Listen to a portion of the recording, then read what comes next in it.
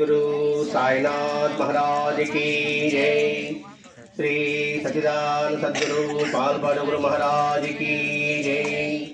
श्री सच्चिदानंद सद्गुरु भरद्वाज महाराज की जय। गुरुदेव दत्त।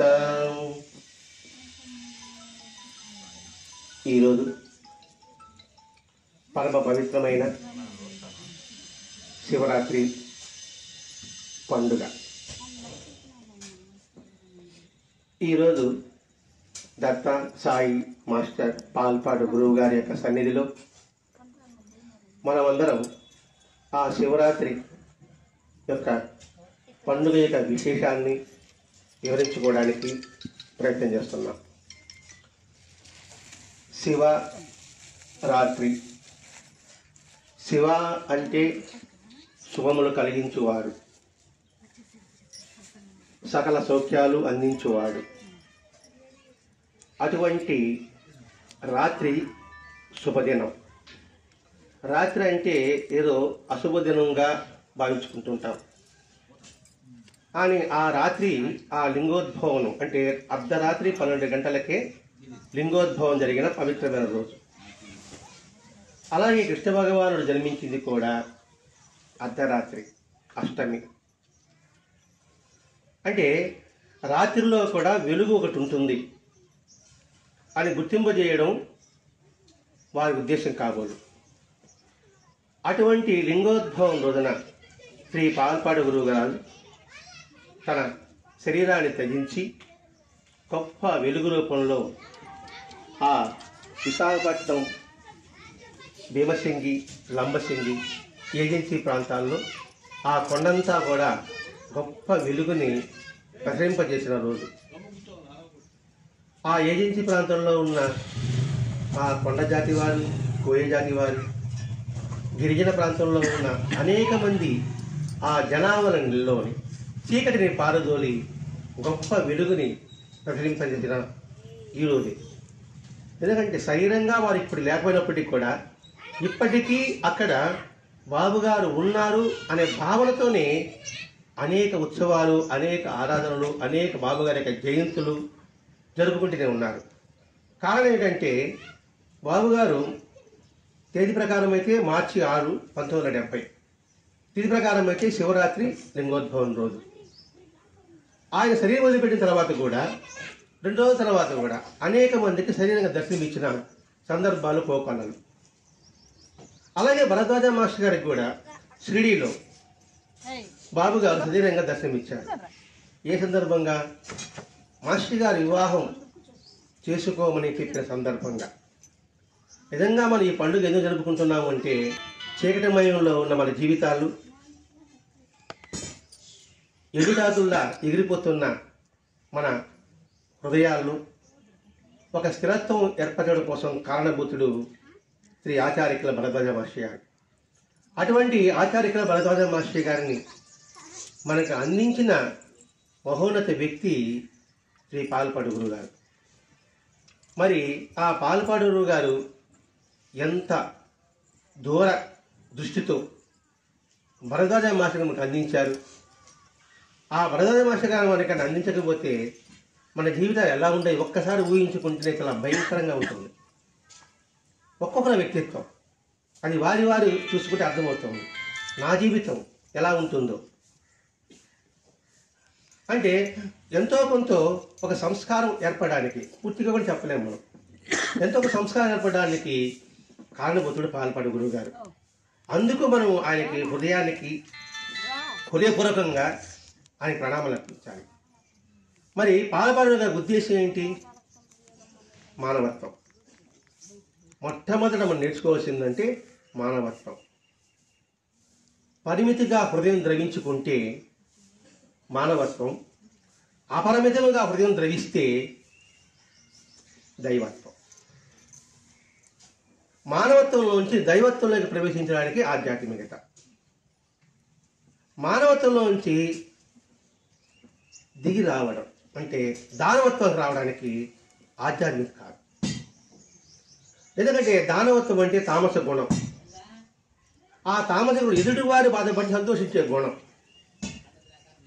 అటువంటి గుణాలతో మనం ఇంతవరకు ఉన్నాం, అది మన గురించి తప్పకుండా మనం ఒప్పుకోవాలి. ఎందుకంటే మన బాగు కన్నా నేను బాగాలేమైనా బాగాలేదు, ఎదుటివాడు మాత్రం బాగుండకూడదు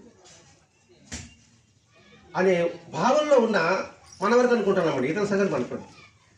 అటువంటి వాళ్ళని మానవత్వంలోకి తీసుకురావడానికి ప్రేరకుడు భరద్వాజ మహర్షి గారు.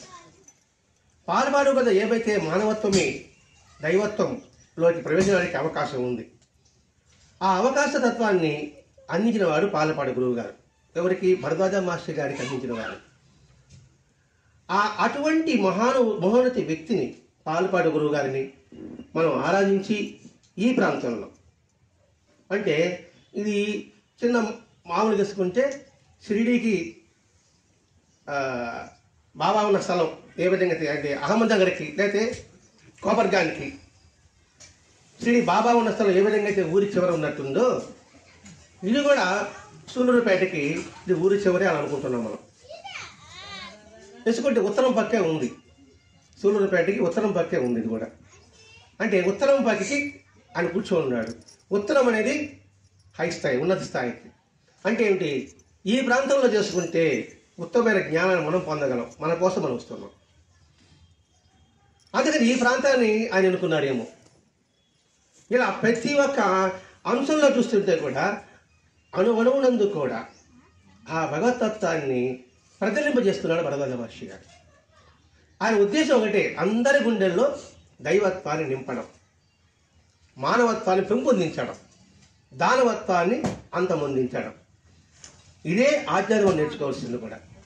ఈ విధానం ఎంత మేరకంటే జన్మజన్మనికి ఉంటుంది. ఇప్పుడు మనం నేర్చుకునే ఈ సంస్కారం గుణాలే తర్వాత జన్మాలకు వస్తుంది అని కృష్ణభగవానుడు చెప్పిన విధానమే మనం ఇక్కడ వివరించుకుంటున్నాం. కాబట్టి ఈ భావాన్ని మనం ఎంతగా పదిలపరుచుకుంటూ, పెంచుకుంటూ, పొందుపరుచుకుంటూ వెళితే అంతగా మనం సంస్కరింపబడతాం. పాలపాలు చేసిన విధానం ప్రతి ఒక్క అంశం చూడండి. ఆయన ఏదైనా కష్టం వచ్చింది, ఒక దీపం పెడతాడు, ఆ దీపాన్ని ముక్కోమంటాడు అంతే. అదే రాముడు అనుకోమంటాడు. అదేంటి? ఇక్కడ రామ అనుకోవడం హృదయపూర్వకంగా. ఆ రాముడు అంటే అక్కడ విగ్రహం పెట్టాడు. ఆ విధంగా ఏజెన్సీ ప్రాంతం లంబసింగి, భీమసింగి అనేక ప్రాంతాల్లో ఒక దీపం పెట్టాడు. ఇప్పుడు దీన్ని పెట్టారు కదా, ఏం పెట్టారు? ఒక ఇటుక రాయి పెట్టారు, ఒక రాయి పెట్టారు, మధ్య దీపం పెట్టున్నారు. అదే దైవత్వం అనుకుంటున్నారు. అంటే భావమే ప్రధానం, ఆకారం ప్రధానం కాదు. ఎందుకంటే భగవంతుడికి నామ రూపరహితుడు, ఆయనకి నామం ఉండదు, రూపం ఉండదు. మరి నామ రూపంలో ఒకటి ఎలా? అన్ని రూపాలు ఆయనవే, అన్ని పేర్లు ఆయనవే, అన్ని నామాలు ఆయనవే, అన్ని పేర్లు ఆయనవే. కాబట్టి ఏ నామంతో పిలిచినా ఆయన పలుకుతాడు. అది రామ లేదు, శివ లేదు, పోలేరమ్మ లేదు, ముత్యాలమ్మ లేదు, అంకాలమ్మ లేదు. నువ్వు ఏ పేరుతో పిలు, ఆ పేరు చెప్పి ఆయన పలుకుతాడు. అలాగే పాలపాడు గారు ఆ ప్రాంతాలు అంతా ఉంటూ కూడా నిరంతరము బాబు గారు అంటే చాలు పిలుగుతాడు. కాబట్టి అటువంటి మహోన్నత వ్యక్తిని మన ఆలోచన అంటే ఏంటి? అందరినీ సమభావంతో దర్శించడం అలవర్చుకోగలగాలి. ఇక్కడ ఎవరు కూడా ఎక్కువ తక్కువ లేదు, ఉన్నది ఒకే కులం, అదే మానవత్వం కలిగిన మానవ కులం. మానవ కులం ఉంటుంది, అందరూ మానవులమే, కానీ మానవత్వం లేని మానవ కులం అనిపించుకోదు. కాబట్టి ఇక్కడ మానవ కులం అంటే మానవత్వంతో కలిగితేనే మానవ కులం.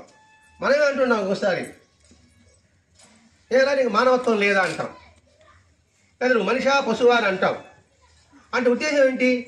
మనిషిలో ఉన్న గుణాలు లేకపోవడం వల్లే పశువు అంటున్నాం, మానవత్వం లేకపోతే మానవత్వం లేని వాడు అంటున్నాం. మరి మానవత్వం లేని జీవితం నిరర్ధకం. ఈ మహాత్మ అవతరంతా కూడా మానవత్వాన్ని పెంపొందించుకోండి, మానవత్వం దైవత్వాన్ని ప్రవేశించండి. మరి భగవంతుడు అన్ని అవకాశాలు ఇచ్చాడు, చక్కటి చూపిచ్చాడు, తినడానికి ఇచ్చాడు, తినడానికి తిండి ఇచ్చాడు, ఉండడానికి ఇల్లు ఇచ్చాడు, కట్టుకోవడానికి గుడ్డి ఇచ్చాడు, మహాత్ముల యొక్క గ్రంథాలు ఇచ్చాడు, మనకి దగ్గర వెంకటేశ్వర ఇచ్చారు. వీటించుకోకపోతే మన జీవితం ఏమవుతుంది? కాదు. ఆయా ప్రాంతాల్లో ఒక్కొక్క దేవాలయం కావచ్చు, దేవాలయం కావచ్చు, రాముడి దేవాలయం కావచ్చు, చెంగాళమ్మ దేవాలయం కావచ్చు. మన అనుకోని చెంగాళమ్మ దేవాలయం రాదు, అనుకోని బాబా గుడి. మన అనుభవం ముందే వచ్చిందంటే ఏంటి, మనకు రాకముందే వచ్చేదంటే ముందుగా కూర్చున్నాడు. మరి అది ఎంత మేరకు మనం వినియోగించుకుంటే అంత మేరకు సఫలం అవుతాం మనం. వారు భూమి నుంచి దిగి వచ్చారు, దివి నుంచి భూమి దిగి వచ్చారు. అవతారం అంటారు. అవతారము అంటే పై నుంచి దిగి రావడమే, తారంలాగా. మరి దాన్ని సత్యనాయం చేసుకోపోయాం అనుకోండి, ఏం ఉపయోగం ఉంటుంది మన జీవితానికి? అందుకని పాలపాడు గారు పట్టణాల్లో కన్నా పల్లెల్లో ఉండాలని ఇష్టపడతాడు ఆయన. ఎందుకంటే నిస్వార్థ హృదయం కలిగిన వాడు, నిర్మల హృదయం కలిగిన వాడు, నిస్వార్థంగా సేవ చేసేవాడు.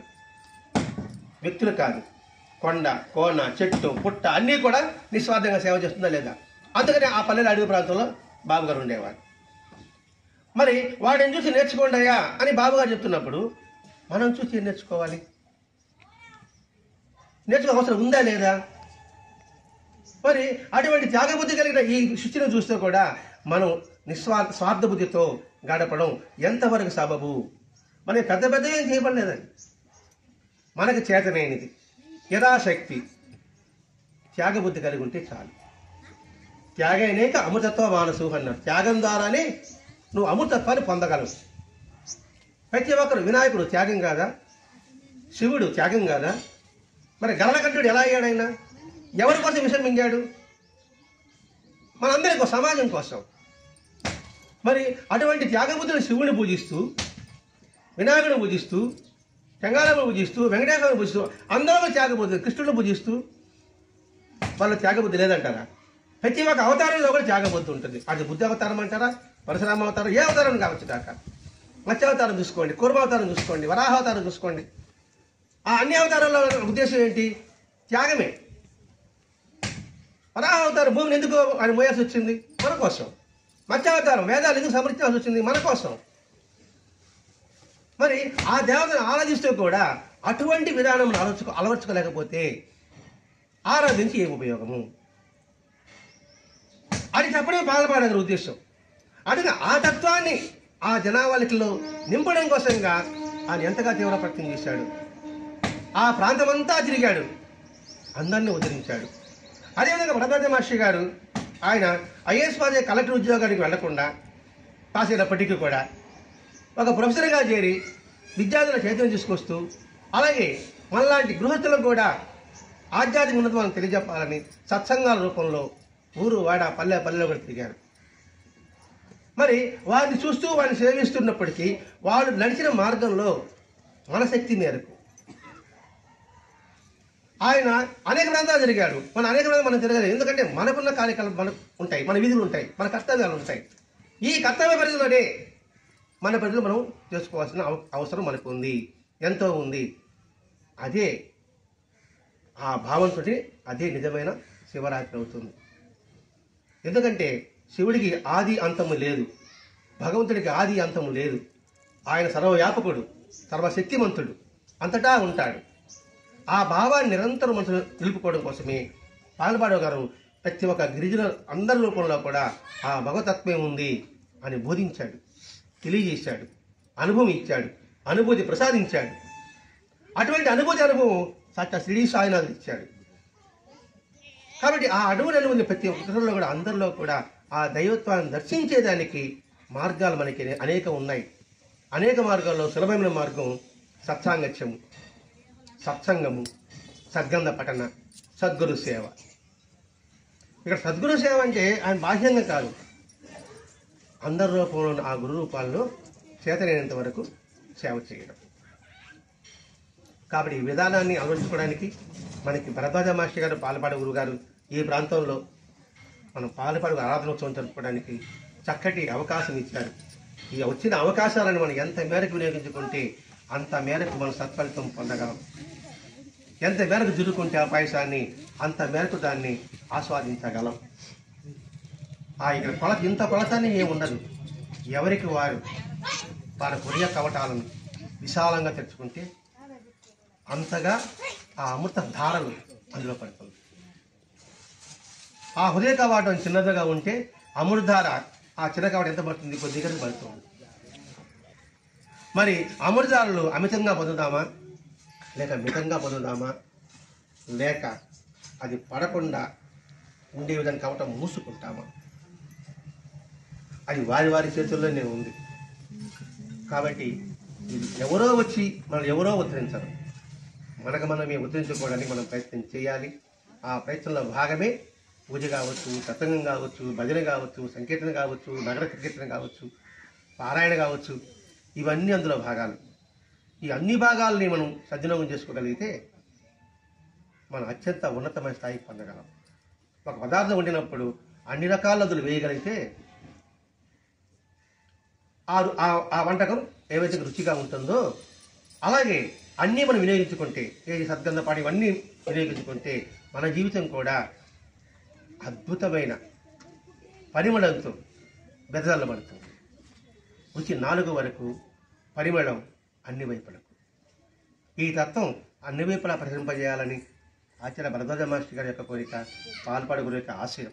ఆ ఆశయాన్ని మనకున్నంత వరకు సద్వినియోగం చేసుకుంటూ ముందుకు వెళుతూ, ఆ ఆశయంతో ముందుకు వెళుతూ తత్సాయి మాస్టర్ అనుగ్రహం, పాల్పాడు అనుగ్రహం మనం పొందుదాం. స్వస్తి. శ్రీ సచిదానంద సద్గురు సాయినాథ్ మహారాజ్ की जय, सद्गुरु श्री पालपाड़ गुरु महाराज की जय, सद्गुरु श्री भरद्वाज महाराज की जय। गुरुदेव दत्त।